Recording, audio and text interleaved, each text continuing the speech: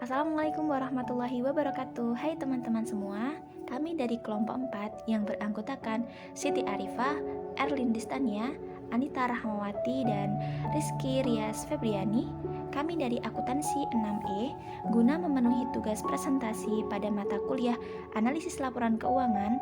Maka dari itu, di sini kami akan menyajikan sebuah video pembelajaran dengan bab Return of Asset atau ROA. Namun, sebelum itu di sini ada 3 pokok pembahasan. Apa itu? Yang pertama, perhitungan ROA, yang kedua, komponen ROA, dan yang ketiga, interpretasi ROA. Nah, pasti kalian bertanya-tanya bagaimana isi pematerinya? Berikut ini akan disampaikan oleh teman saya. Nah, yang pertama saya akan menjelaskan mengenai perhitungan return on asset. Sebelum memasuki perhitungan return on asset, saya akan menjelaskan terlebih dahulu apa sih pengertian analisis profitabilitas itu. Dalam bab ini akan memfokuskan pada analisis profitabilitas, yaitu kemampuan perusahaan yang menghasilkan laba pada masa lalu. Dari analisis ini, maka analisis bisa memproyeksikan kemampuan perusahaan untuk menghasilkan laba pada masa-masa mendatang. Nah, selanjutnya saya akan menjelaskan mengenai perhitungan return on asset. Analisis return on asset yaitu untuk mengukur kemampuan perusahaan yang menghasilkan laba dengan menggunakan total aset atau kekayaan yang dipunyai perusahaan setelah disesuaikan dengan biaya-biaya untuk mendanai aset tersebut. Formula return on asset bisa dihitung sebagai berikut, yaitu dengan merumuskan pendanaan. Return on asset sama dengan laba bersih ditambah bunga dibagi dengan total aset rata-rata. Return on asset bisa diinterpretasikan sebagai hasil dari serangkaian kebijakan perusahaan atau strategi dan pengaruh dari faktor-faktor lingkungan. Karena bunga tidak masuk dalam analisis return on asset, apabila ingin lebih tepat lagi, maka sebenarnya ada penghematan pajak yang muncul dari penggunaan bunga, karena bunga bisa dipakai sebagai pengurang pajak. Dengan demikian, setelah penyesuaian pajak, formula return on asset dihitung sebagai berikut, yaitu return on asset sama dengan laba bersih ditambah bunga dikali 1 dikurangi tingkat pajak dan akan dibagi dengan total aset rata-rata. Dengan formula di atas, bunga ditambahkan kembali ke laba bersih, sedangkan penghematan pajak, bunga akan dikurangkan dari laba bersih. Biasanya aset rata-rata dihitung dengan menjumlahkan aset pada awal periode dengan aset pada akhir periode dan akan dibagi 2. Untuk bisnis yang tidak bersifat musiman, penggunaan semacam itu sudah memadai, tetapi untuk bisnis yang musiman, rata-rata aset pada akhir setiap triwulan lebih baik akan digunakan. Selanjutnya, saya akan menjelaskan mengenai laba bersih suatu perusahaan. Kadang-kadang dipengaruhi oleh 2 faktor luar biasa yang tidak selalu muncul dalam kegiatan bisnis yang normal. Yang pertama yaitu laba karena perubahan prinsip akuntansi. Dalam kaitannya dengan perubahan prinsip akuntansi, ada argumentasi yang bisa dikemukakan, yaitu laba karena perubahan akuntansi tidak sering muncul dan relatif bukan bagian dari kegiatan bisnis yang normal. Karena itu, laba karena perubahan akuntansi seharusnya tidak diperhitungkan, maka tidak akan mencerminkan kemampuan perusahaan yang sebenarnya dalam menghasilkan laba tersebut. Yang kedua yaitu biaya restrukturisasi. Dalam kaitannya dengan restrukturisasi, perubahan ada beberapa argumentasi yang bisa dikemukakan meliputi 1. Faktor muncul relatif tidak sering dan bisa dikatakan sebagai non-recurring. Yang kedua yaitu item tersebut bisa dikaitkan merupakan bagian normal dari kegiatan bisnis. Yang ketiga yaitu jumlah tersebut cukup material. Yang selanjutnya akan dijelaskan oleh teman saya. Saya akan menjelaskan pada poin yang kedua, yaitu tentang komponen-komponen ROA.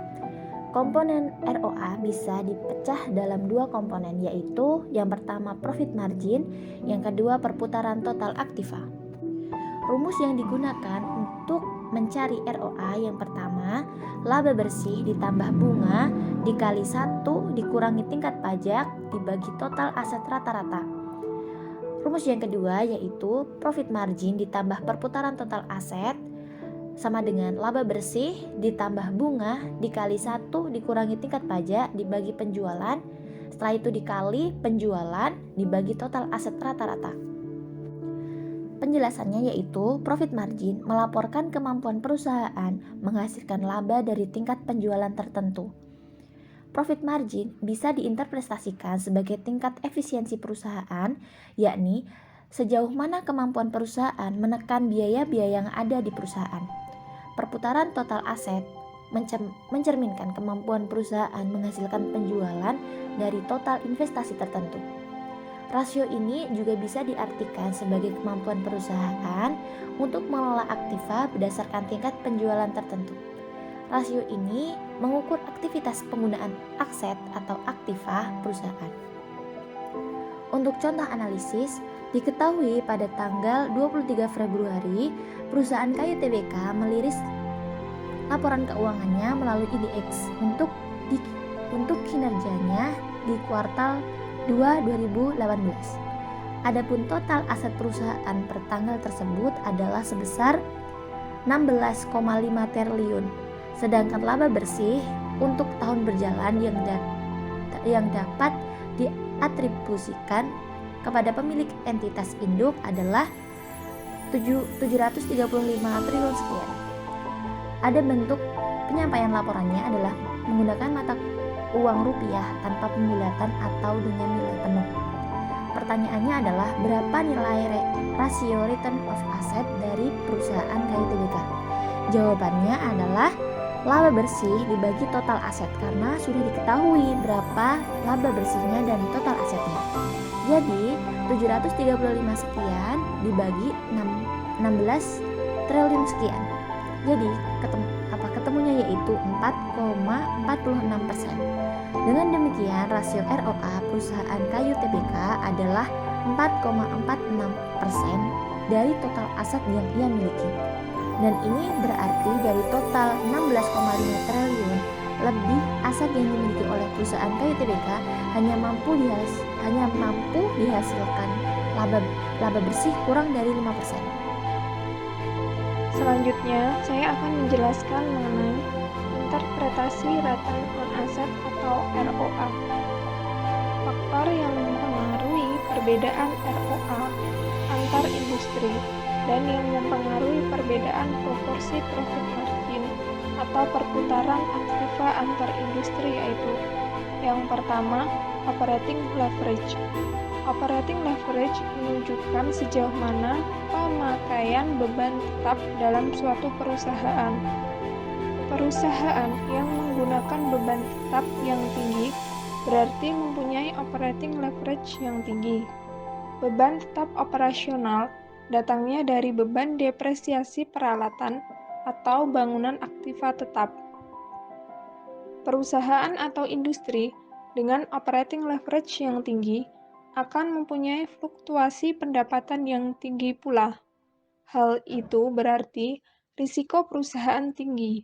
Apabila kondisi perekonomian membaik, penjualan meningkat, perusahaan dengan operating leverage yang tinggi akan mengalami kenaikan keuntungan atau pendapatan yang tinggi. Sebaliknya, apabila kondisi perekonomian menurun, penjualan menurun, perusahaan tersebut akan mengalami penurunan keuntungan yang tajam pula. Perusahaan dengan operating leverage yang rendah tidak akan mengalami fluktuasi setajam perusahaan dengan operating leverage yang tinggi. Yang kedua, siklus kehidupan produk. Siklus kehidupan produk akan mempunyai pengaruh terhadap ROA atau perbedaan-perbedaan ROA. Produk mulai dari muncul sampai menghilang bergerak melalui beberapa tahap. A. Tahap perkenalan atau introduction. B. Tahap pertumbuhan atau growth. C. Tahap kedewasaan atau maturity. Dan D. Tahap penurunan atau decline. Selanjutnya adalah contoh soal analisis return on asset saham bank. Dengan merujuk langsung pada laporan keuangan salah satu perusahaan terbuka di Bursa Efek Indonesia, yaitu PT Mayora Indah Tbk dengan kode saham MYOR. Emiten ini dikenal sebagai perusahaan consumer goods yang merupakan leader di bidangnya. Bisa dibilang hampir semua produknya menjadi top brands di Indonesia, seperti biskuit, Better, Kopiko, Superstar, dan lain-lain.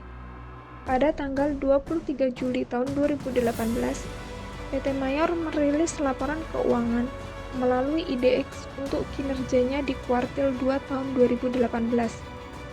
Adapun total aset perusahaan per tanggal tersebut adalah sebesar 16.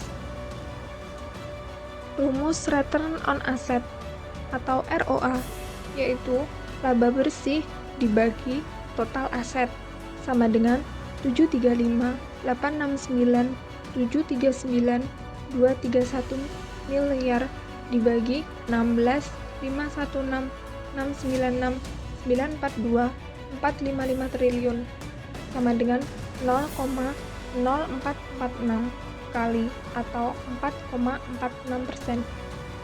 Jadi, rasio return on asset MYOR atau PT Mayor adalah 4,46% dari total aset yang dimiliki. Dan ini berarti dari total 16,5 triliun lebih aset yang dimiliki oleh PT Mayor hanya mampu menghasilkan laba bersih kurang dari 5%.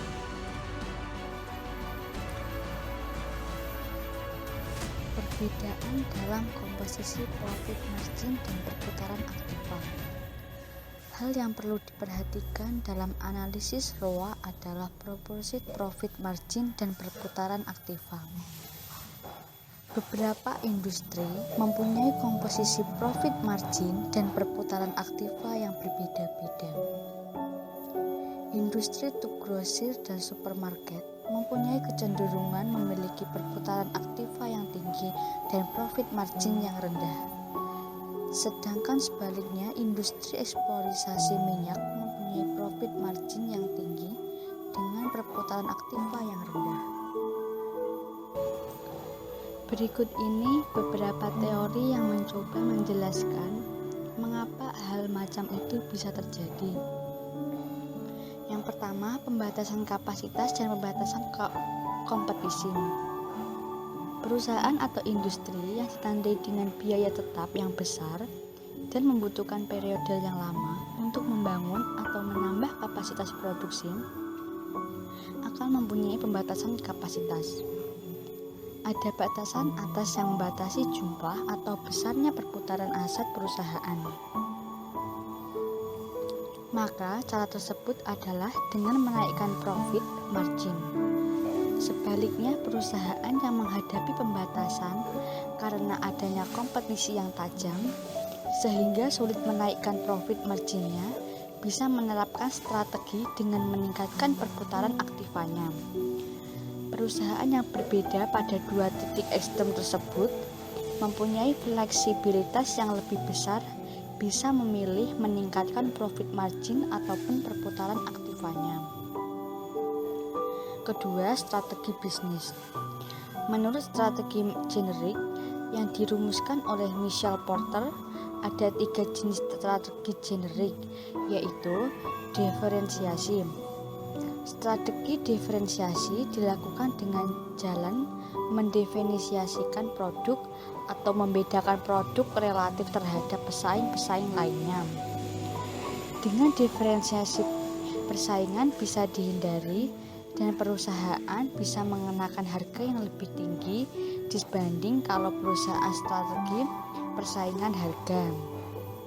Diferensiasi bisa dicapai melalui penekanan pada kualitas yang lebih baik, pelayanan yang lebih baik, atau faktor-faktor lainnya. Berikutnya yaitu biaya rendah.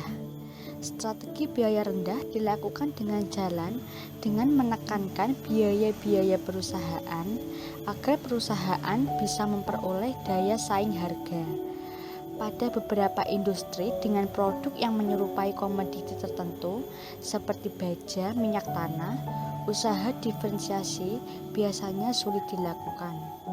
Persaingan industri atau perusahaan semacam ini lebih ditandai dengan persaingan harga supaya bisa memperoleh daya saing harga perusahaan harus menekan biaya dari perusahaan.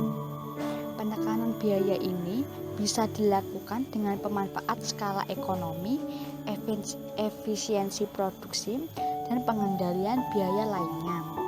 Dan yang terakhir yaitu fokus. Demikian video presentasi yang dapat kami sajikan. Kurang dan lebihnya kami mohon maaf. Semoga bermanfaat. Wabillahi taufiq wal hidayah. Wassalamualaikum warahmatullahi wabarakatuh.